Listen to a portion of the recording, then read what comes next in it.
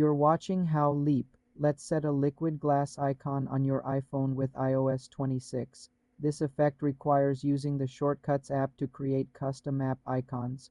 First, download your chosen liquid glass icon images and save them to your photos.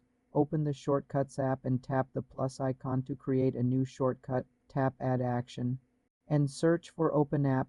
Select that action, then tap Choose to pick the app you want to create an icon for. Next, tap the three dots in the top right of the shortcut editor. Select Add to Home Screen. Tap on the default icon image next to the shortcut name. Choose Photo and select your saved liquid glass image from your gallery. Adjust the name if needed, then tap Add in the top right. The new icon will appear on your home screen. Repeat this process for each app you want to customize.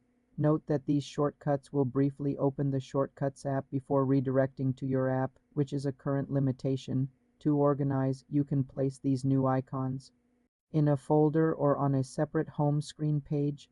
For more simple computer tutorials, subscribe to the channel.